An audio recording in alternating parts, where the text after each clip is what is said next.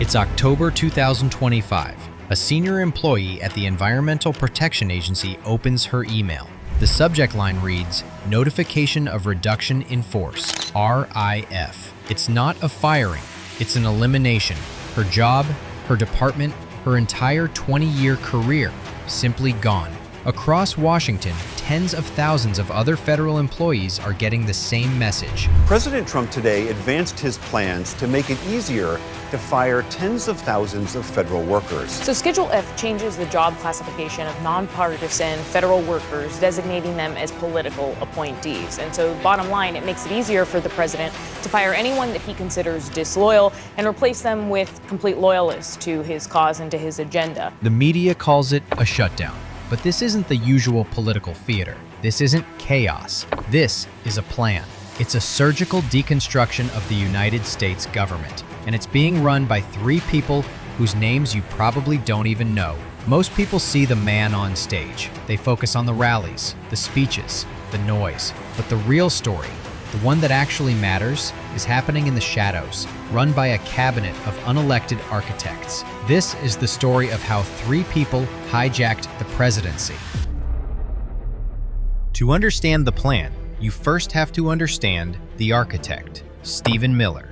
He is, without question, the ideological engine of the Trump presidency. But his story doesn't start in a conservative think tank. It starts in Santa Monica, California. Miller was born into a wealthy, liberal, Democratic family. He grew up surrounded by the very coastal elite he now publicly despises. But then, his father's business hit hard times. Young Stephen was pulled from his private academy. He was forced to transfer to Santa Monica High School, a public school where, for the first time in his life, he was the minority. The student body was 30% Hispanic, 12% Black, 5% Asian.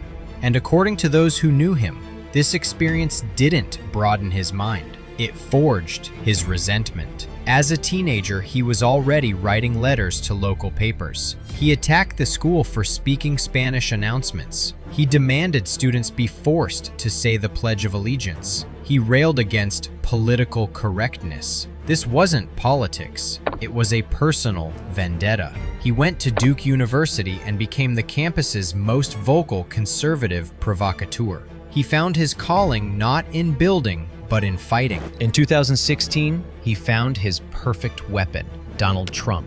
Miller was the one who wrote the speeches. That infamous 2017 inauguration speech, the one about American carnage. American carnage stops right here and stops right now. From this day forward, it's going to be only America first.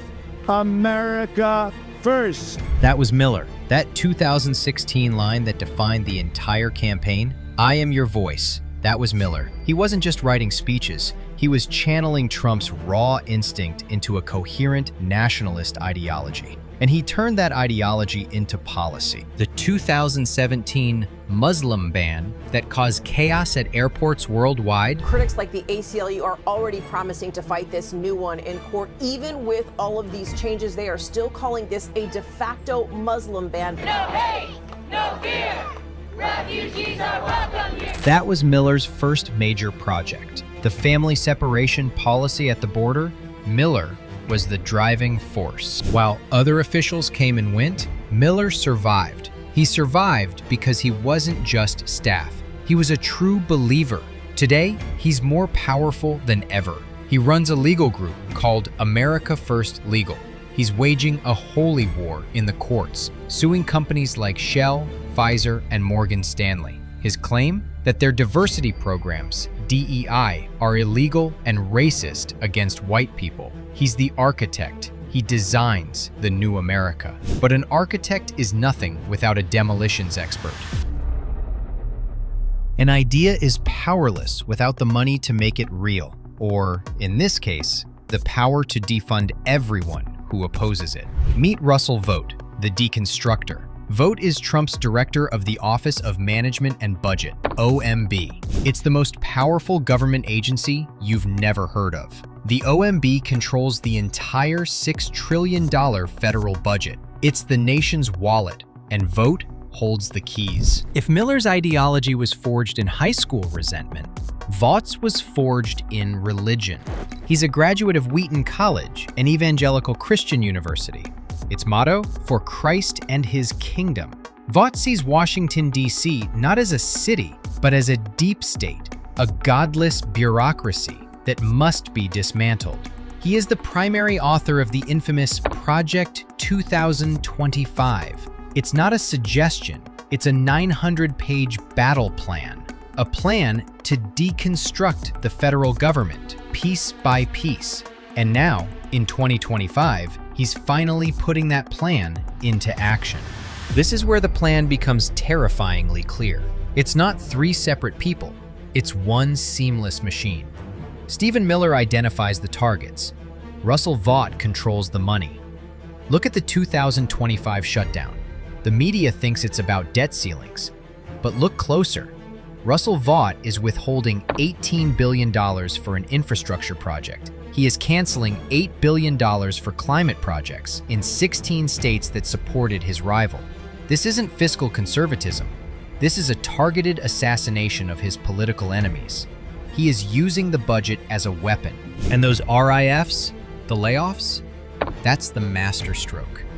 The White House, through its budget office, put out guidance this past week advising agencies that they should develop plans to, instead of having the normal furloughs of employees that are sent home only until the shutdown ends, they would instead be sent home permanently. They would lose their jobs. Vaught's Project 2025 playbook gives him the power to reclassify tens of thousands of federal workers, to move them from career employees to at-will employees, meaning he can fire them at any time for any reason. So Miller's America First Legal sues the EPA for its woke climate agenda.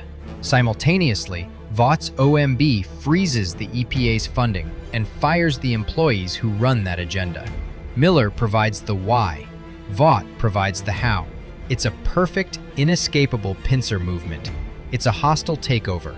But a plan this explosive needs a guardian. It needs someone to manage the one man at the center of it all. It needs the one person who never, ever seeks the spotlight. Meet Susie Wiles. She is the single most powerful person in the White House. And she's the one you've never seen. Susie Wiles will be the White House Chief of Staff when he takes office next year. Susie likes to stay sort of in the back, let me tell you. The Ice Maiden, we call her the Ice Maiden. Her official title is Chief of Staff. Her unofficial title is Trump's Whisperer, the quiet enforcer.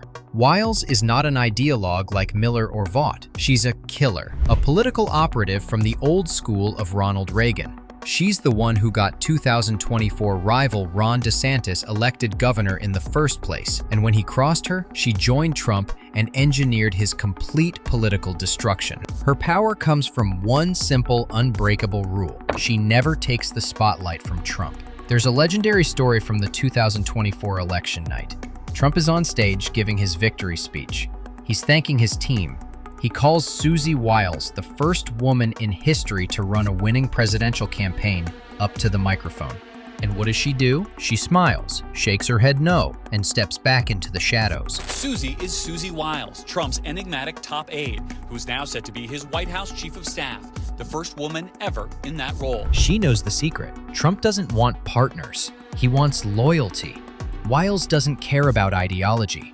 She cares about access. She is the gatekeeper. She controls who gets to Trump and who doesn't.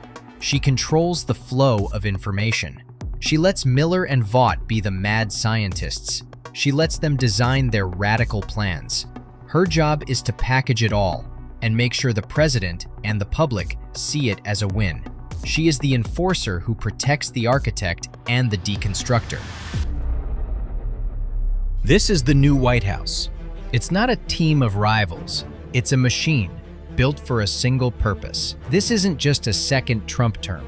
It's a new form of government dictated by three unelected officials in the shadows. A government run by the architect, the deconstructor, and the enforcer.